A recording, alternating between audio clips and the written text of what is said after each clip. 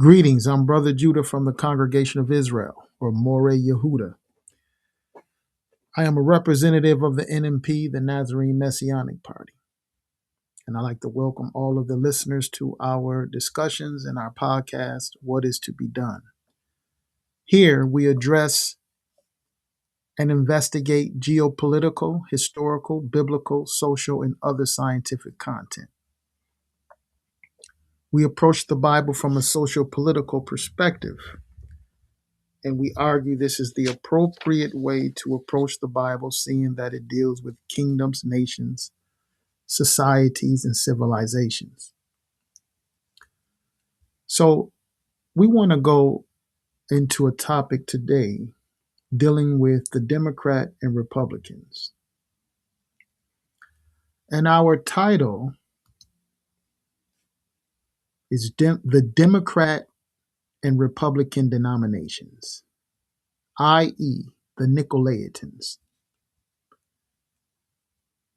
Hopefully, if you tune in, we will further explain this connection with the political parties of today and the Nicolaitans.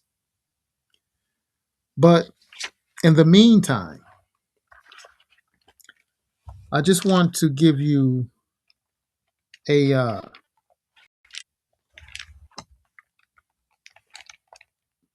brief definition.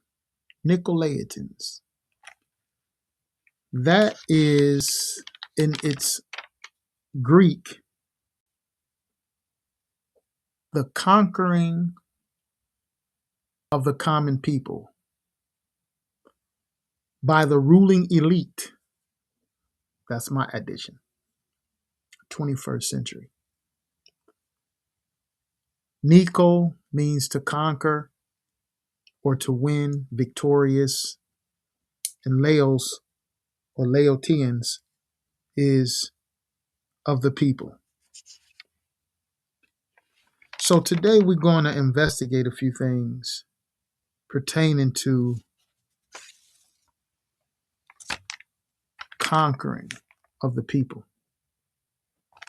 Now, bear with me a moment as we examine a few things and then begin to comment on it.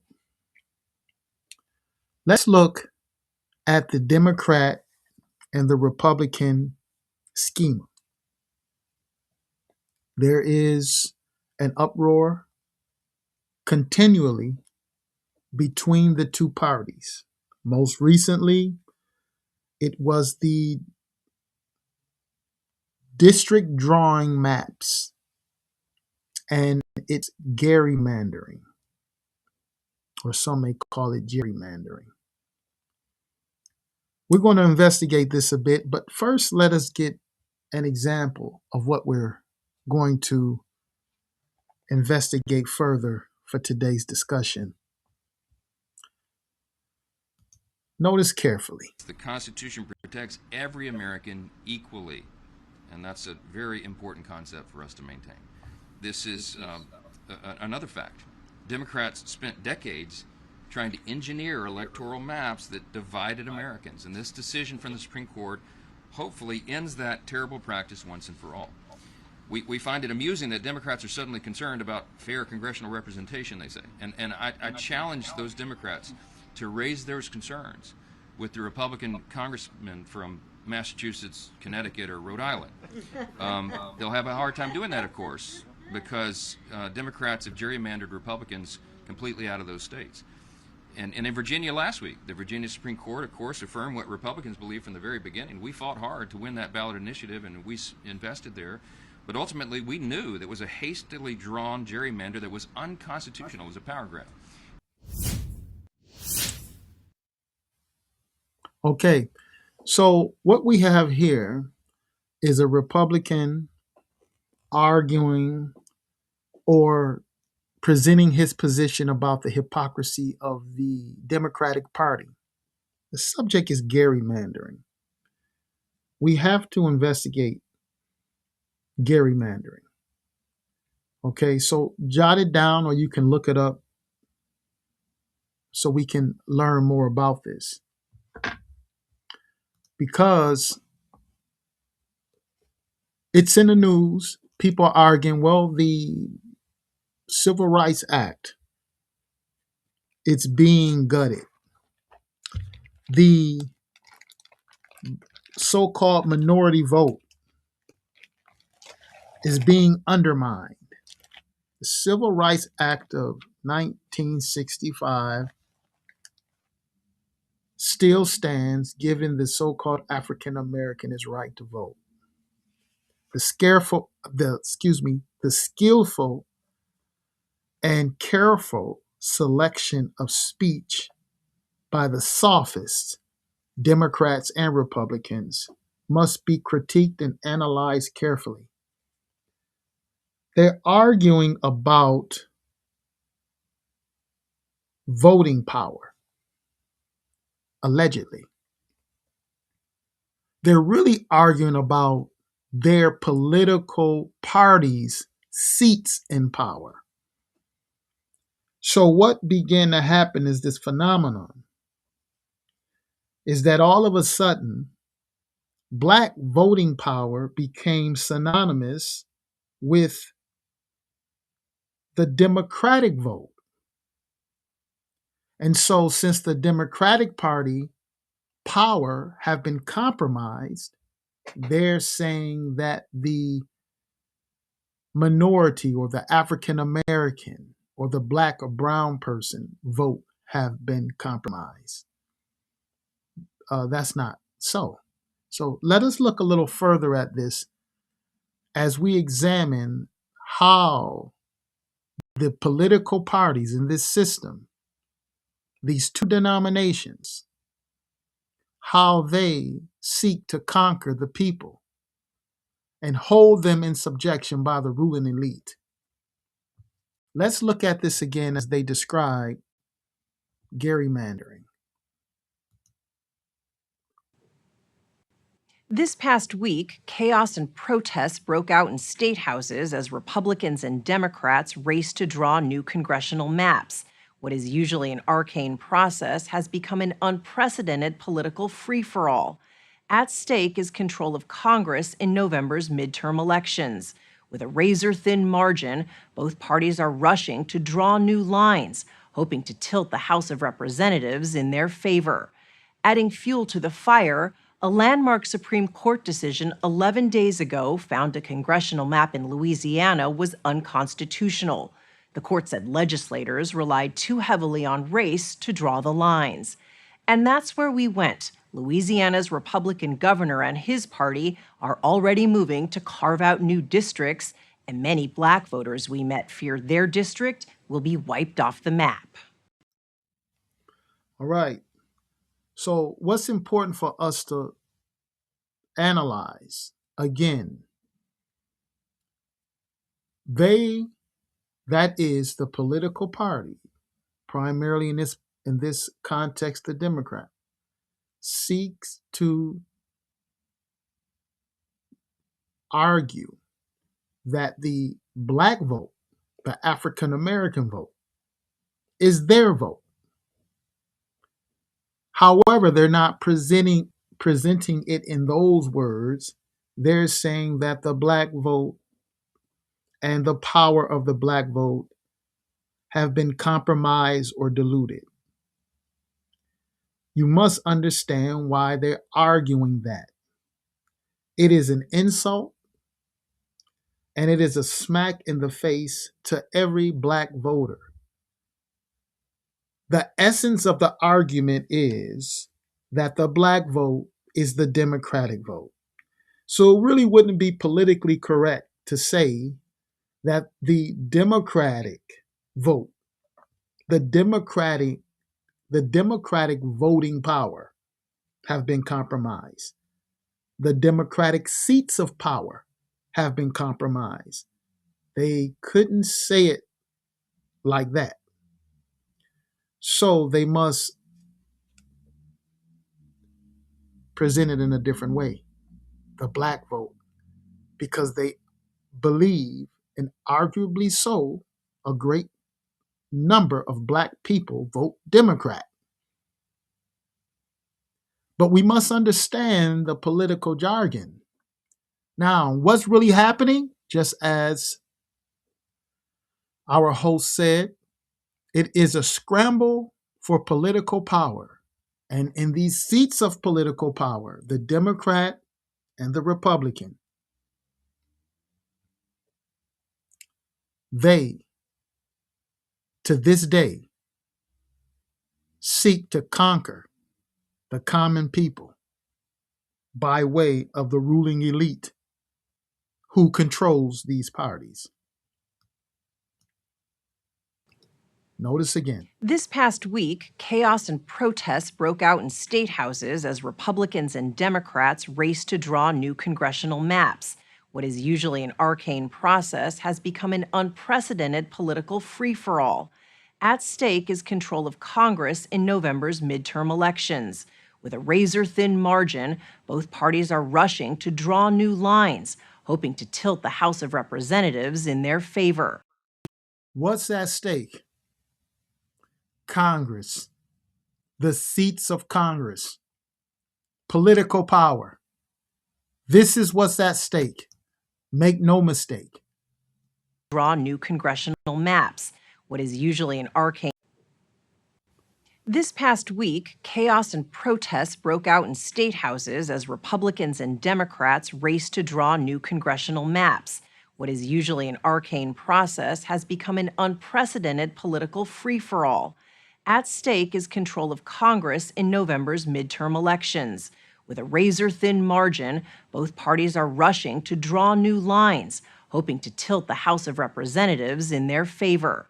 Adding fuel to the fire, a landmark Supreme Court decision 11 days ago found a congressional map in Louisiana was unconstitutional.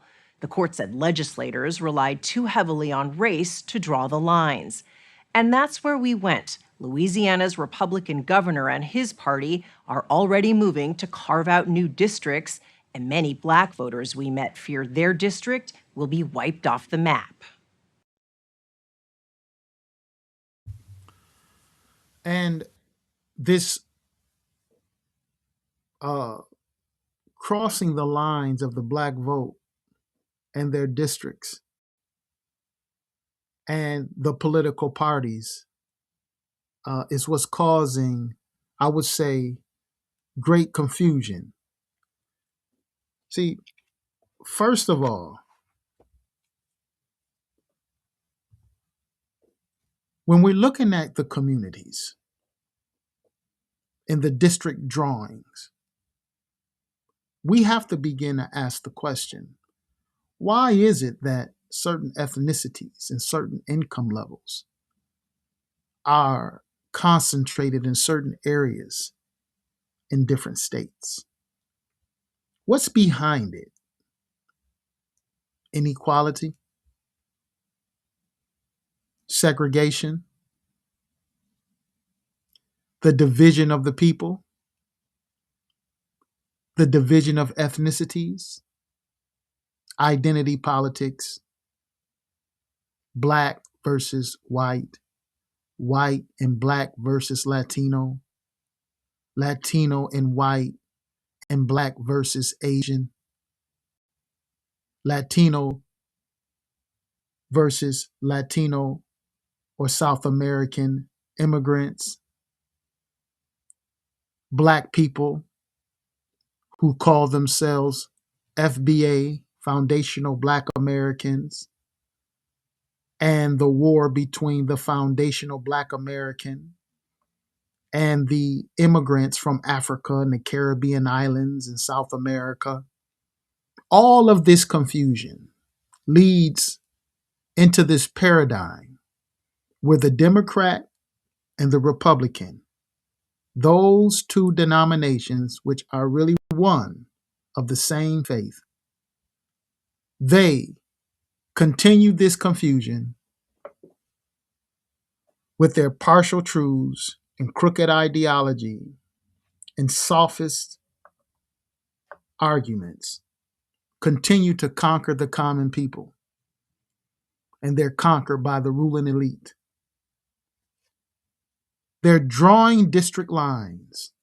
What makes this possible? And when you're looking at the district lines, Why is it only the two parties? Let's look at this again so we can get another witness and get more of a description on what we're speaking about today, dealing with the Democrat and Republican denominations and their internal civil war over power.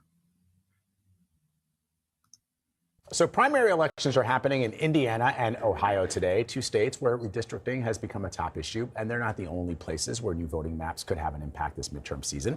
Joining us this morning is CBS News Executive Director of Elections and Surveys, Anthony Salvanto. Good to see you. How are you? All right, so let's start with Louisiana. Explain that ruling from the Supreme Court on that landmark decision striking down the state's redrawn congressional map.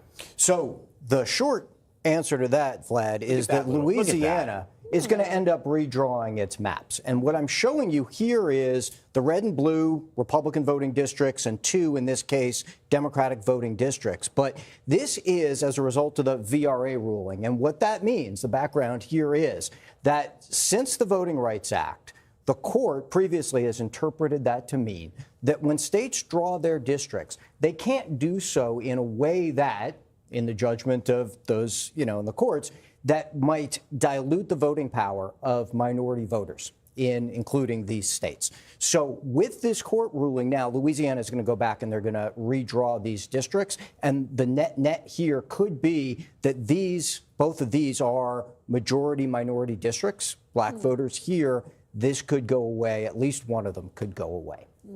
Also want to talk about Florida, right? Because the same day that ruling came down, Governor Ron DeSantis also signed into a redrawing of the congressional map. What's the latest there? So I'm going to show you this. Florida in context, you mentioned at the top Indiana and Ohio. This is notable because, yes, the Republicans could gain a seat, maybe a few more out of Ohio due to their redistricting. Indiana did not. And yes, as some politicos have reported, that's drawn the ire in some respects of the White House. Florida now is moving to redraw its districts and try to net the Republicans now maybe 3, maybe 4 seats. The issue here is that this, as apart from the Voting Rights Act, is, I'm going to show you this because I want to sort of explain what I mean by gerrymandering or redistricting. What happens is we've got, say, in this abstract, blue voters, red voters. If you draw districts where, and say, for example, you take blue voters and you put them in a district where they're outnumbered by red, that's a Republican gerrymander, and you could do the opposite and say put a bunch of blue voters together with just a few red ones, and they're outnumbered as well. That's how this process works, and that is now, given the Supreme Court rulings, okay if it's partisan. And that's where that comes down, and that's one of the reasons you see all these districts and redistricting this cycle happening so much in all these states. So then what kind of impact is this expected to have on the midterms more broadly? So I'm going to go back to this map over here, and we're not done yet, again, given that VRA ruling. But what you've seen, we covered Texas and their redraw of the map. Maybe that nets Republicans some other states, North Carolina, and we just talked about Florida. The Democrats, quite famously, passed Prop 50. They might get a gain in California, some out of Virginia, too. So that back and forth on the political axis here means that you see these gains potential gains for each party. Bottom line here, this happens in part because, remember, voters tend to vote for the same party all the time. We talk a lot about swing voters, but the fact is that more than 90% of voters who are partisan are going to vote for their same party. Most Congress people get reelected when they run. So all of that, frankly, they can do this redistricting partly because those voters vote the same way every time. Makes it. Now, I want you to notice what he's arguing. The voters vote the same way all of the time. He called them partisans. And what does he mean by a partisan? A partisan is a strong, or some would say often emotional, supporter of a specific political party or a cause.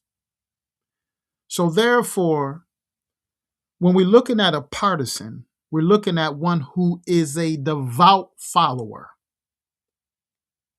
or one who is devoutly given or agreed to a cause.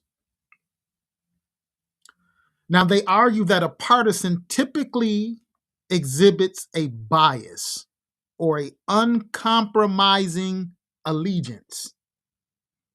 That's a partisan. That is a devout follower of their faith and denomination. Now, if you notice on the maps, we have red and blue.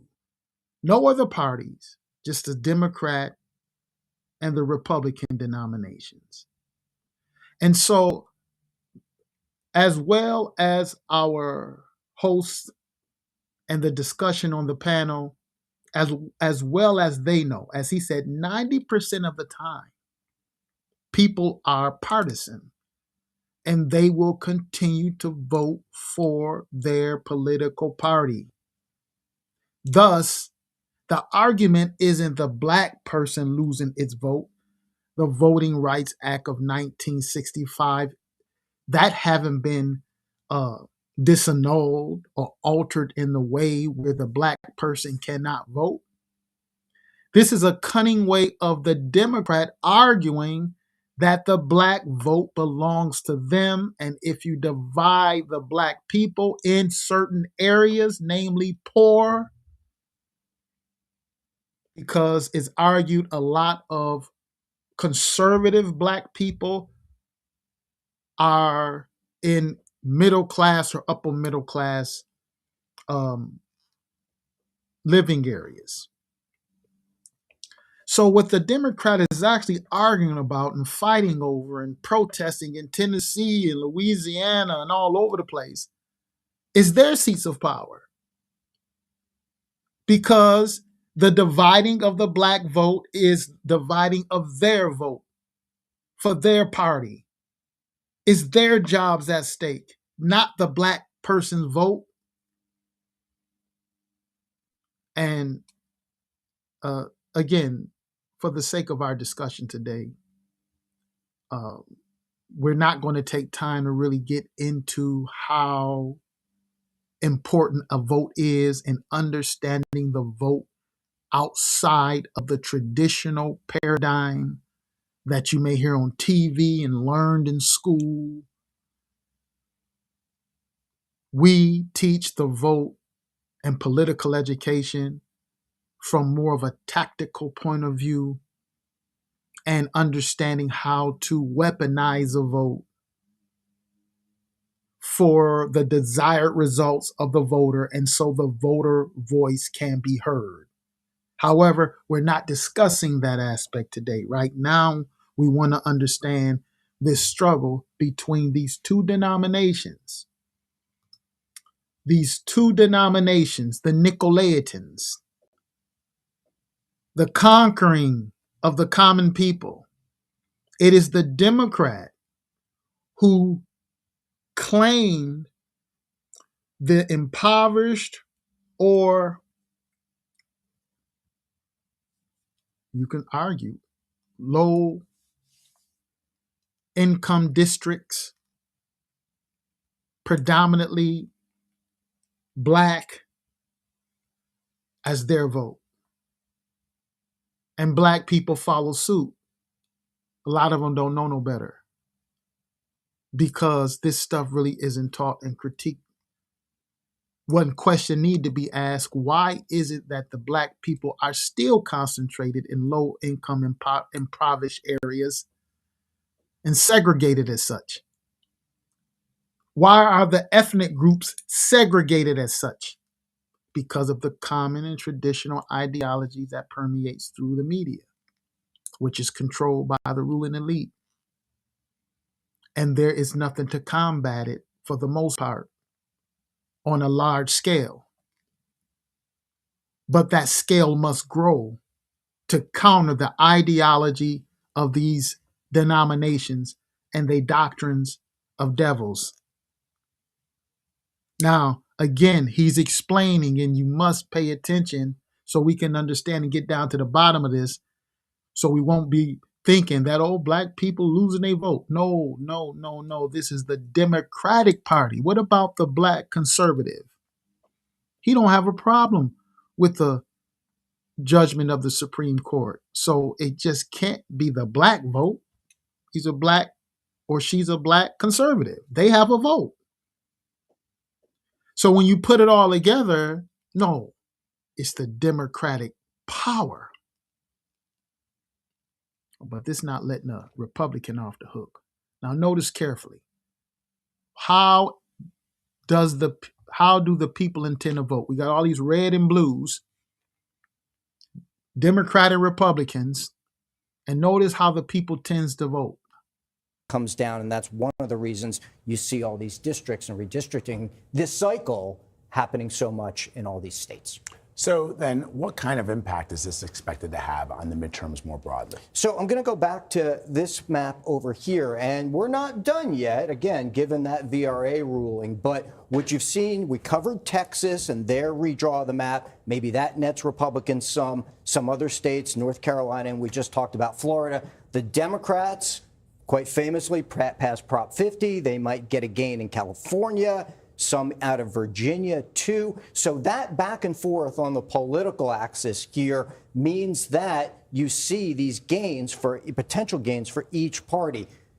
Bottom line here, this happens in part because, remember, voters tend to vote for the same party all the time. We talk a lot about swing voters, but the fact is that more than 90% of voters who are partisan are going to vote for their same party. Most Congress people get reelected when they run. So all of that, frankly, they can do this redistricting partly because those voters vote the same way every time. Makes it easier for them to draw the line.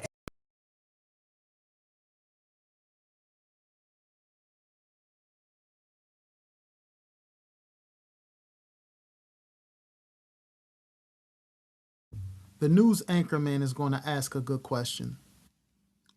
What if people go outside the party lines? We're going to address that. But right now, we want to recognize the partisan, the person who's a partisan, an emotional supporter of whether you're Democrat or Republican, one who is uncompromising in allegiance. This is the kind of a person who is just devoted, not listening or wanting to hear anything else, not considering any alternatives or any other viewpoints. This is the partisan. The partisan are normally those who haven't taken the time to study and understand. You find it in all religions, whether it is the Arabic form of Christianity, which they call Islam or Muslims, whether it's any denomination of Roman Catholicism, Protestantism, you have those who are partisan. They don't want to hear nothing else. And to comfort themselves in this ignorance or put their head in the ground like an ostrich, they have an old cliche. One thing that people shouldn't discuss is politics. And the other thing that people should not discuss is religion. These are the two main things that everybody's supposed to discuss. And the reason why the people are so ignorant and uninformed and misinformed is because they don't have these discussions. And guess what? Who continues to conquer you? The politicians or political parties? They told you don't even talk about it. You ain't got to worry about our religion.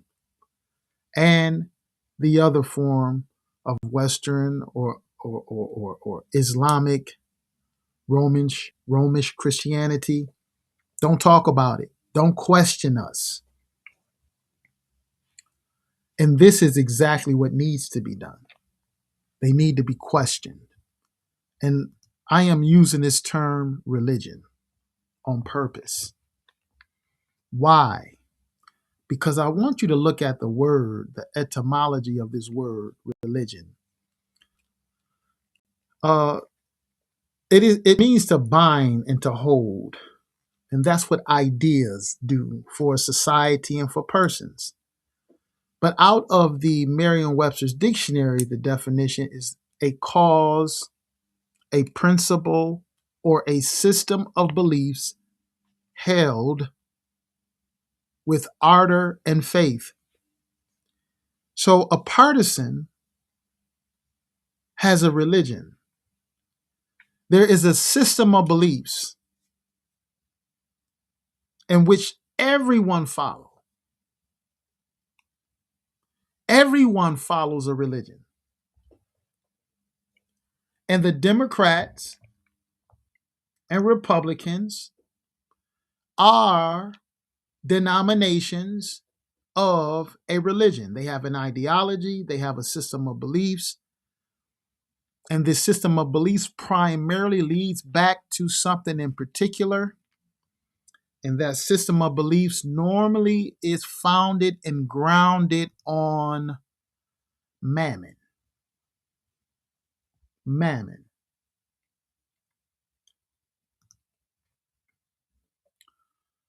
And so a comment was made by Karl Marx concerning Catholicism and the Protestants.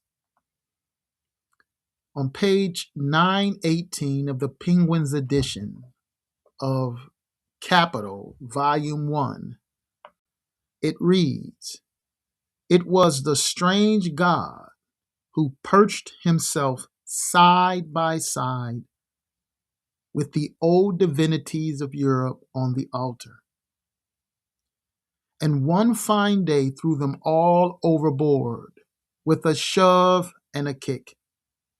It proclaimed the making of profit is the ultimate and sole purpose of mankind." This strange God. And the making of profit as the sole purpose of mankind is the ideology.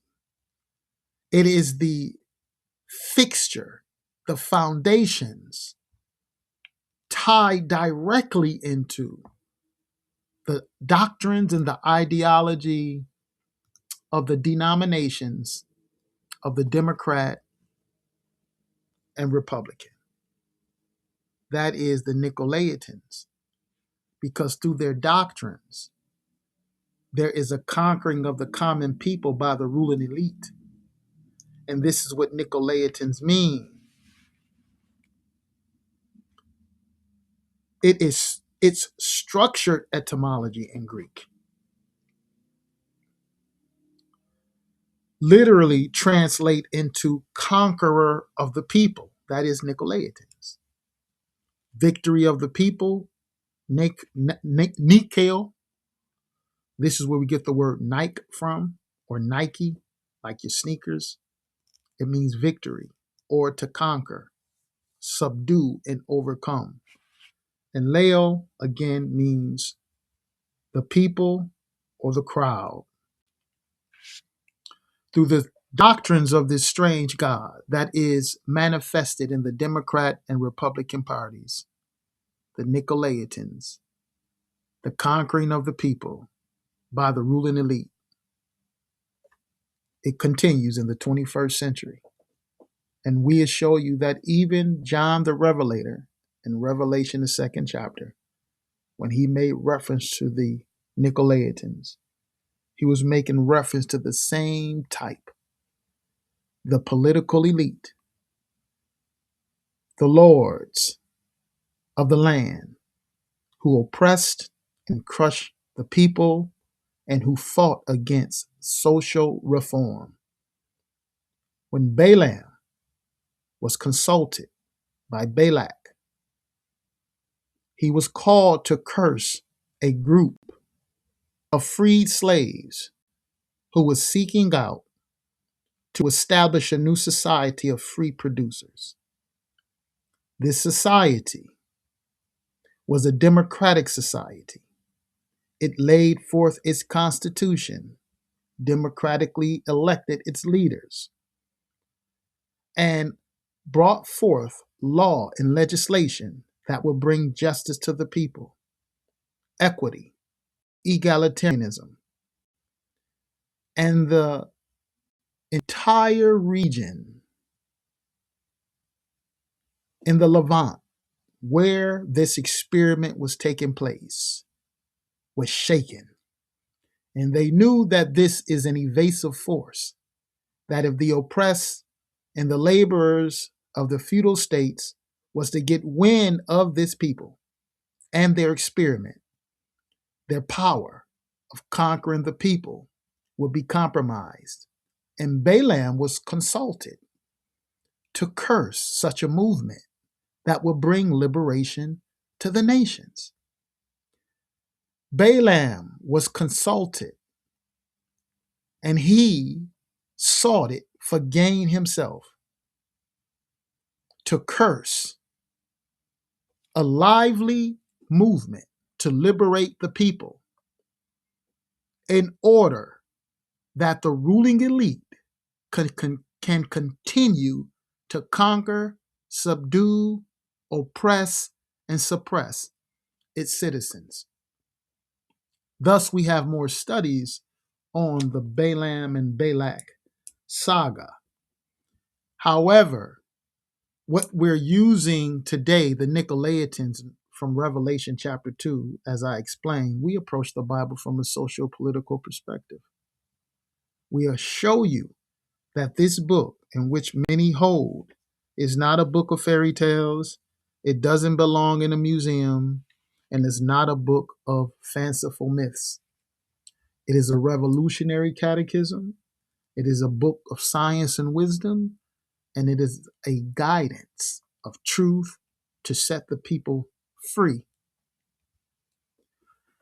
Now, the Democrat and Republican denominations, they have this twisted, altered form of doctrines. However, the God in whom they serve is the same God Karl Marx argued was set side by side with the old divinities of pagan Europe, set up on the altar of the Protestants. And this God kicked every other God overboard. And so now the proclamation of prophet is the ultimate purpose of mankind. You ask the partisan Democrat. Ask the Republican. Sure, they will mention God in an abstract, but for the physical, concrete activity for the human being in this day and age, dragging the children out of the homes of their parents from preschool to kindergarten, is to bring them forth and set them on an assembly line to go through grade after grade, ultimately maxing out into a world prepared to acknowledge and pursue the purpose as they have been taught in school of mankind is to find a good job, is to make a profit, be an entrepreneur. So even if they can't accomplish it because of the competition, they have been motivated to. They have been taught the doctrine to. This is what drives the people in the Democratic and Republican societies. Now let's go and investigate something as well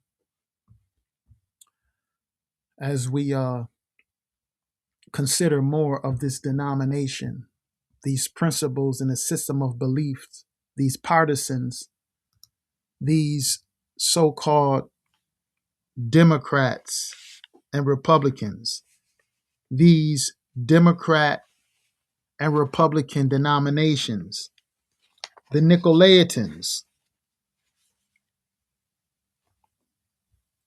Let's learn more about them. I want to go into a text, an old paper, March 1923, called The Messenger magazine, or the Messenger pamphlet, volume 5, number 3, March 1923. And this article is by William Pickens, and The Messenger is a work by A. Philip Randolph and Chandler Owen. A. Philip Randolph and Chandler Owen. On page 625, sub or titled Economics and Politics, subtitled Political Parties and the Negro. What do we find here?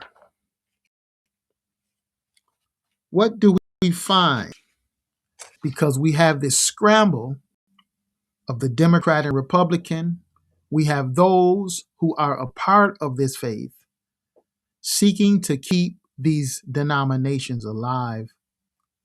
And what is interesting is that even their so-called belief, whether they're Muslim, Arabic Christianity, aka Arabic Christianity, or Western Christianity, or Protestant, Catholic, they will all put their religion aside, that aspect of their religion, and devote their lives to profit and gain.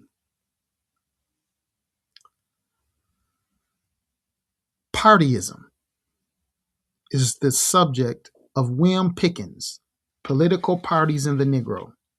He says, partyism is a religion with some people, hedged in by all the bigotry and superstition and taboo. Oh, wow.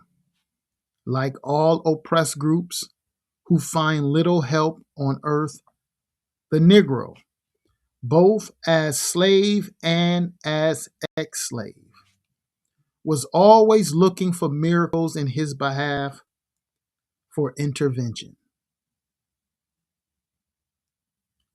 For looking for intervention from the sky, and for other mystery-born assistance. He knew nothing of the economic causes that drove the North to intervene in the matters of his enslavement, so that to him the North, the Yankee soldiers, and the blessed Republican Party were unrelated to the passions, the greed, and the choices of mere man. In politics, therefore, the Republican Party was a heaven chosen arrangement. All else was infernal. So he's making reference. This is when the Republican Party began to be exposed and began to deteriorate from the early radical Republicans shortly after the Civil War and during the time of the Reconstruction. And hopefully, God willing, we will be discussing that on the podcast as well. But what we're finding is that these parties, presently, Mr. Pickens is talking about the Republican Party and how it was heaven sent to the escaped slaves. I had, for example, made mention of George Washington Woodbey. He was a Republican. However, he abandoned the Republican Party and went to the Socialist Party, and he became known as the socialist or the black socialist preacher. Hopefully, we can fill more in on that history in time to come. But the Republican Party at one time was the party that helped black people free slaves. It was said. In fact, early in the days of the 1800s, the Republican Party was called the Negro Party. But Mr. Pickens is talking about a metamorphosis. Now, Going back to the article, Economics and Politics, Political Parties and the Negro by Wim Pickens, he says both the personnel of Democratic Party and its attitude toward the Negro tended to increase his belief in the divinity of the Republican Party.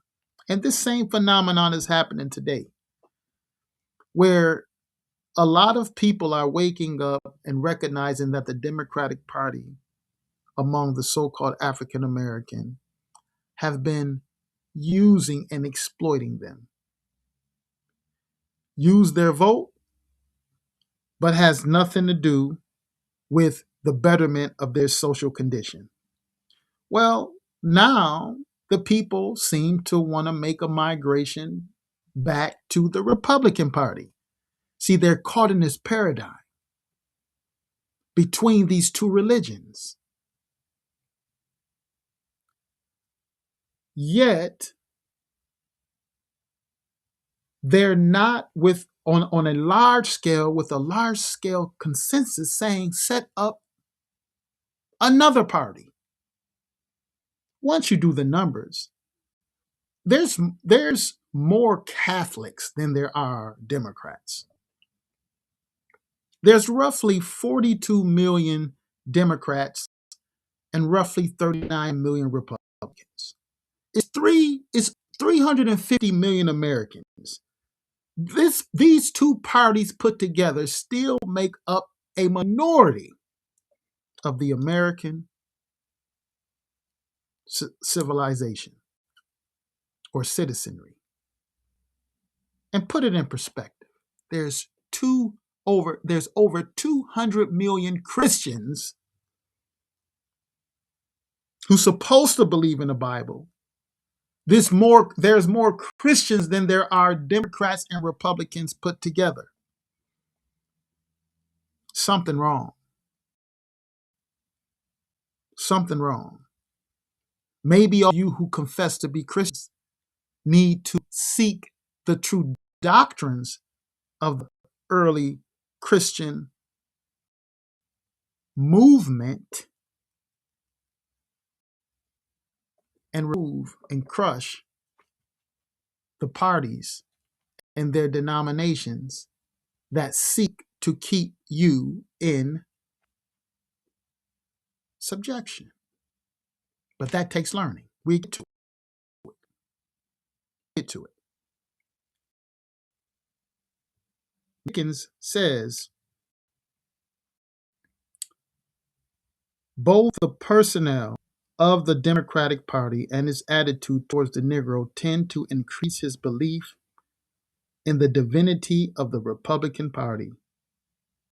To the average Negro, the Democratic Party was the only other party, somewhat like his Baptist and Methodist arrangement. His world was divided into Republican and Democrats, and the latter represented the Antichrist of the political universe. Your world, you have been conquered, and your world only consists of Democrat and Republican.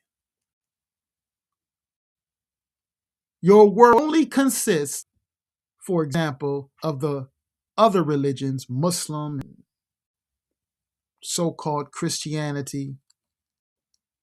But when will your world include the knowledge and understanding of what the Bible says outside of religion, outside of the doctrines of the Protestants, outside of the doctrines of the Catholics, outside of the doctrines of the Muslims, far and above the doctrines of the Democrat and Republicans? When will the people come to their senses? And they will come to their senses. Enough people will come to their senses.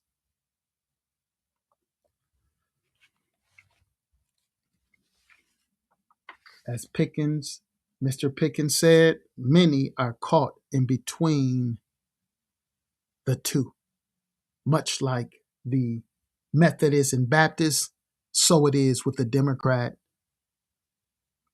and the Republican. However, whoever you give your vote to, so the Republican is going to try to come in and say, well, listen, look how bad the Democrats are. They both gerrymander. Okay? We're going to look at it. They both do gerrymandering.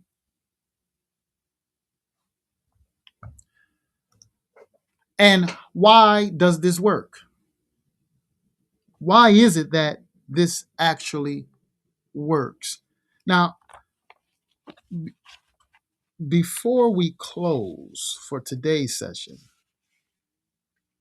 there is something else that I would like for us to read and pay attention to. And notice this here.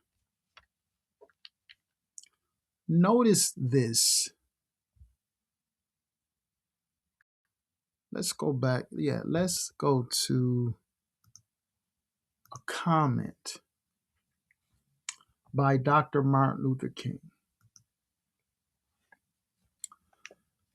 Whatever religion that you find yourself in,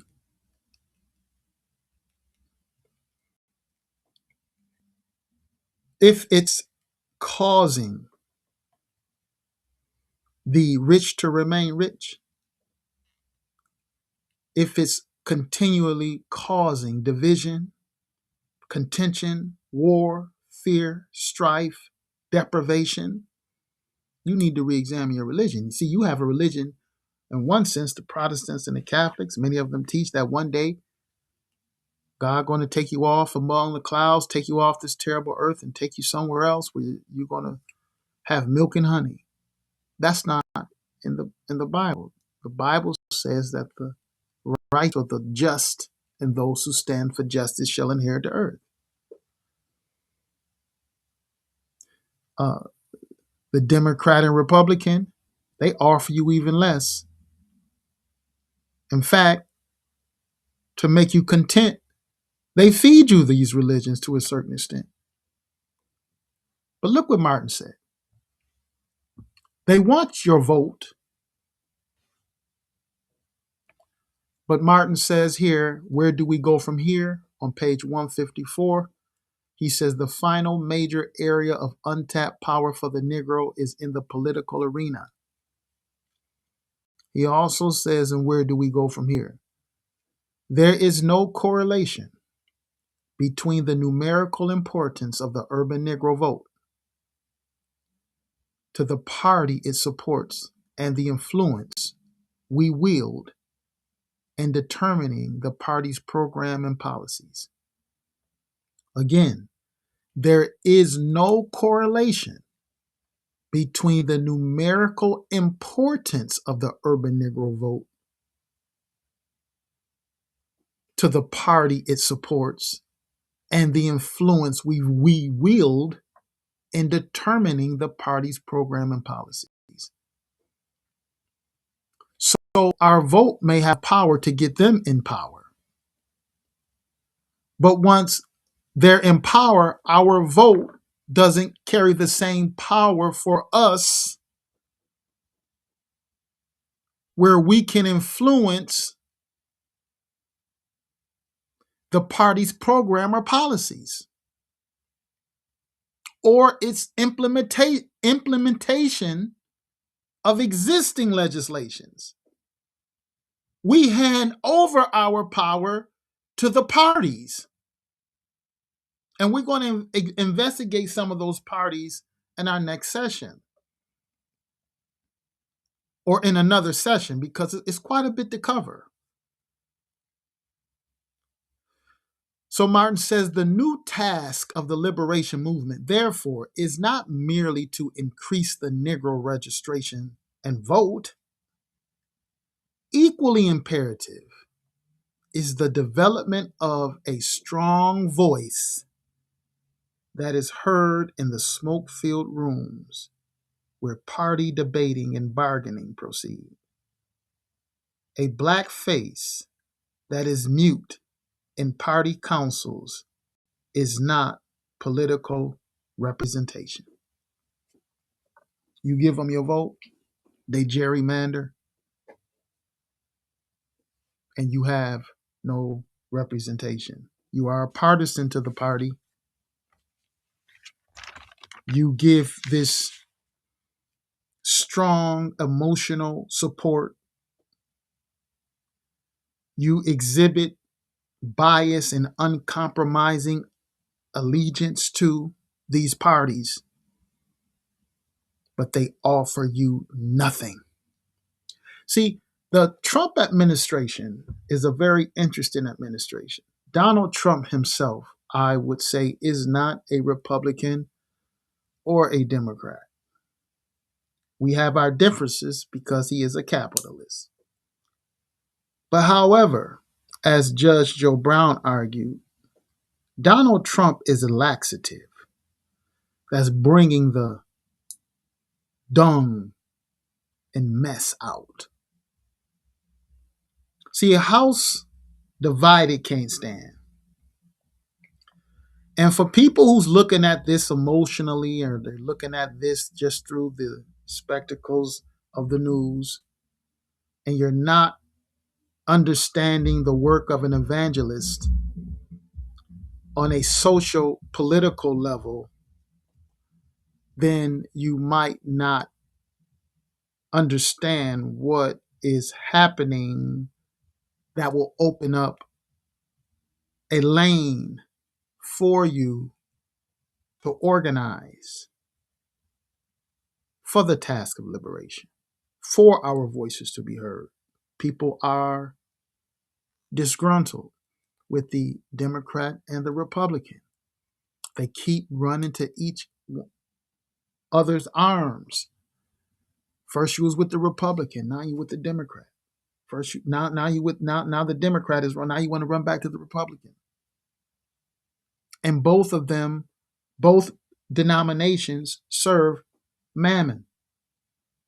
And you don't quite realize yet this is the reason for the deprivation of the entire planet. So we get into racial wars. We get into arguments and fussing and fighting because we don't really quite understand what's the problem. Now, gerrymandering, for example, would not work. Listen to this. Gerrymandering would not work as a tool to guarantee partisan victory if the population stopped voting for the two major political parties. Number one. So all of these district lines in the big, it only works in that fixed paradigm of the Democrat and Republican. If you go outside of Democrat and Republican, gerrymandering is useless. Also, gerrymandering would be more difficult if there was no racial segregation, economic disparity, and class marginalization. Do you see what makes this work? You don't have to worry about the black vote being a Democratic vote. The black vote power isn't in the Democrat. The black vote power is in combining his vote with the worker, with his fellow citizen who's also been suppressed as he. We have to understand what makes it work. Because once we understand that, we can get them off our back. Not black power, not white power, but workers' power. We have to realize that it is those who stand for the religion of capitalism and its denominations, Democrat and Republican. Once we realize it, then we should be able to get a foothold on our issues and correct them. We, the people. Gerrymandering would not work. It would become significantly more difficult if racial segregation, economic disparity, and class marginalization were eliminated. These social and economic factors currently act as shortcuts for map drawers, allowing them to accurately predict voting behavior and pack or crack communities. In other words, gerrymandering, either you're going to pack certain groups together or you're going to break certain groups up to form your districts. Why an egalitarian society? Because it will make it difficult, if not downright impossible, for egalitarianism, because you won't have neighborhoods that is segregated or neighborhoods that is economically marginalized. The whole ordeal stands. The subterranean hell in which this gerrymandering and the political structures of the Democrat and Republicans, the Nicolaitans, the reason why and how they even exist is because of racial segregation, economic disparity, class marginalization, and the consent to be partisans or devout followers of the two-party system of the Democrat and Republican denominations, who ultimately, as Karl Marx argued, worshipped or served in their religion, which is a system of beliefs held with ardor and faith. And that system of beliefs held with ardor and faith by the Democrat and Republicans is rooted in the strange God who perched himself side by side with the old divinities of Europe on the altar and one day threw them all off or threw them all overboard with a shove and a kick, and it proclaimed the making of profit as the ultimate and sole purpose of mankind. This religion takes everybody: Muslim, Baha'i, Baptist, Methodist, Episcopalian. This religion don't care what your secondary religion is. Your service and purpose of mankind is to make a profit. So you're going to destroy the water. You're going to kill one another. You're going to destroy one another. You're going to fight one another, even family members. Destruction and death and carnage. And this is what the Democrat and Republican denominations have to offer us. The Nicolaitans. That's what they have to offer us. Conquerors of the people. Conquerors of the people. The Nicolaitans. We must turn ourselves loose from them. I'm Brother Judah, member of the Congregation of Israel, representative of the NMP. I'd like to thank you for tuning in with us in our podcast, What is to be Done? Here we investigate the geopolitical, historical, biblical, social, and other scientific content. Most High willing, we will return again with more discussions. If you have any questions or comments or would like to contribute to the work, we have our information going across the screen. You can reach out to us and ask questions and also inquire about our classes. For more detail of the social political aspect of the Bible, from the beginning in Genesis to Revelation, and all information and sciences and knowledges that will benefit